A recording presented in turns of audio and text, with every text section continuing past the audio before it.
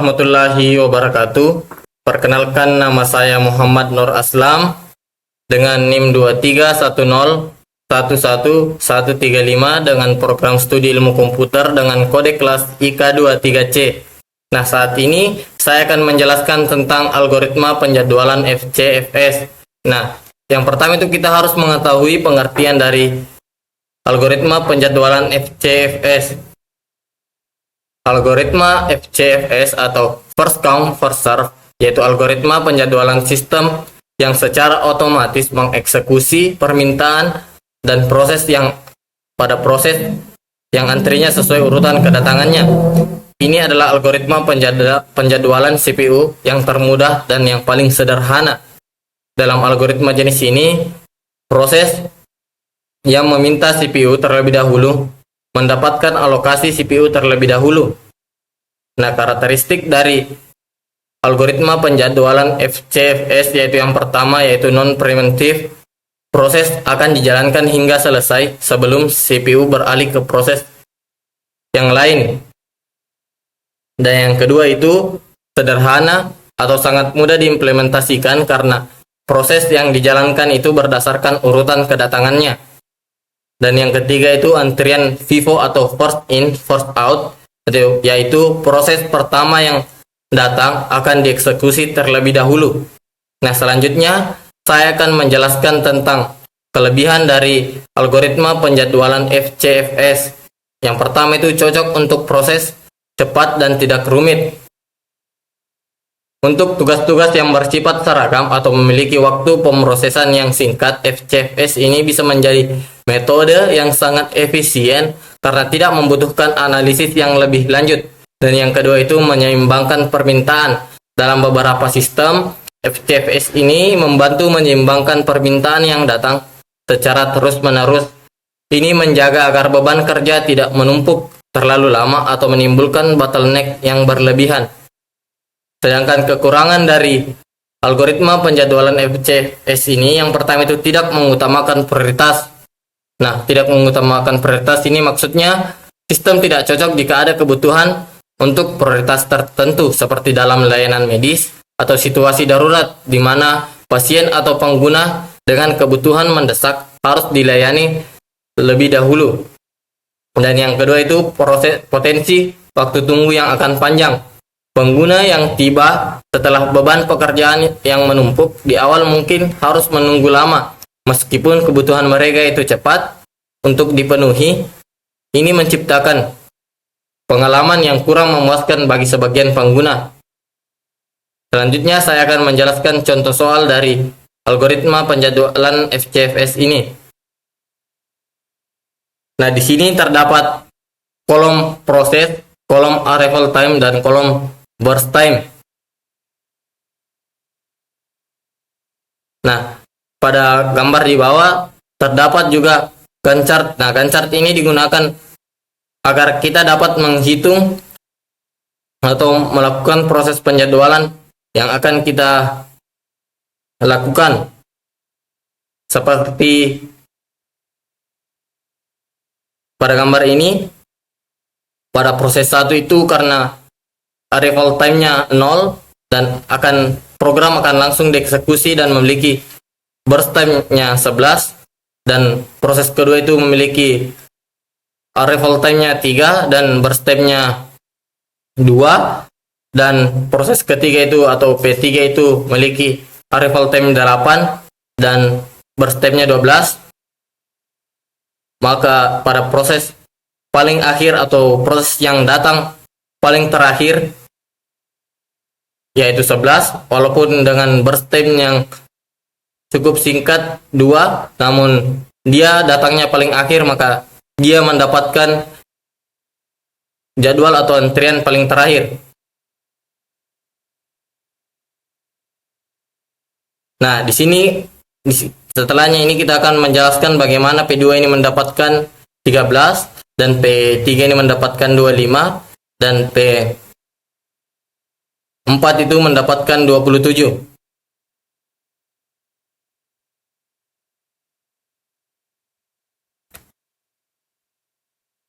Nah, Cara untuk mendapatkannya itu yaitu dengan cara menghitung BT pertama, yaitu BT proses pertama yaitu 11, dan BT next atau BT pada proses selanjutnya. Seperti pada contoh ini, karena proses pertama itu arrival time-nya 0, maka complement time-nya itu akan 11. Nah, yang pada proses selanjutnya itu karena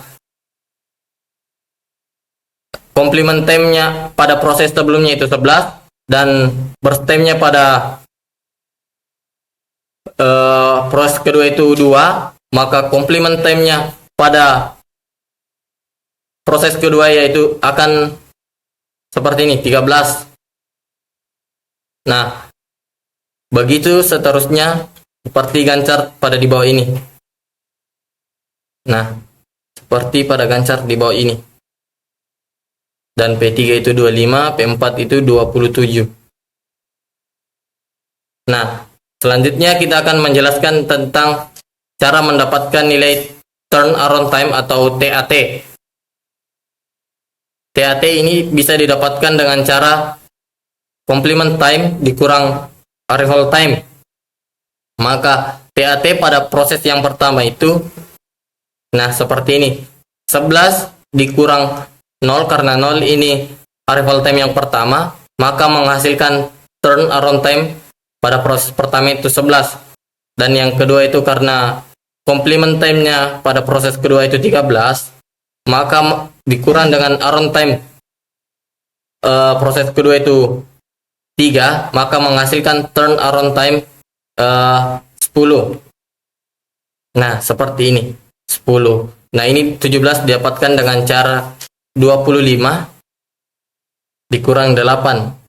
Begitupun dengan 20 turnaround time pada proses terakhir yaitu 16. Nah, selanjutnya saya akan menjelaskan cara mendapatkan WT atau waiting time, yaitu turnaround time dikurang burst time. Nah, seperti pada proses yang pertama, pada P1, karena turnaround time-nya itu 11, dikurang dengan burst time-nya itu 10, maka menghasilkan waiting time-nya itu 0, atau akan langsung dieksekusi. Nah, pada yang proses yang kedua itu, terdapat turnaround time-nya itu 10, dikurang burst time-nya itu 2, maka menghasilkan waiting time 8. Nah, seperti pada kita lihat pada di layar, pada proses ketiga juga begitu pun, karena 17 dikurang 12 maka menghasilkan 5. Dan yang pada proses yang terakhir, walaupun burst time-nya itu cepat, namun dia datangnya paling akhir, maka waiting time-nya itu yaitu 14. Nah, selanjutnya saya akan menjelaskan tentang rata-rata dari turnaround time. Mengapa di sini terdapat 13,5? Karena 11 ditambah dengan 10, ditambah dengan 17, ditambah 16, menghasilkan 54, dibagi 4 daripada proses TAT ini menghasilkan 13,5. Jadi average atau rata-rata dari TAT pada contoh soal saya ini itu 13,5. Selanjutnya pada rata-rata waiting time atau WT. Nah, di sini 6,75 itu karena 0 ditambah 8 ditambah 5 ditambah 14 menghasilkan 27. Nah, dikurang dari waiting time ini 4, maka hasil dari rata-rata atau average dari WT pada contoh soal saya ini 6,75. Mungkin hanya itu yang sempat saya sampaikan, kurang lebihnya saya mohon maaf.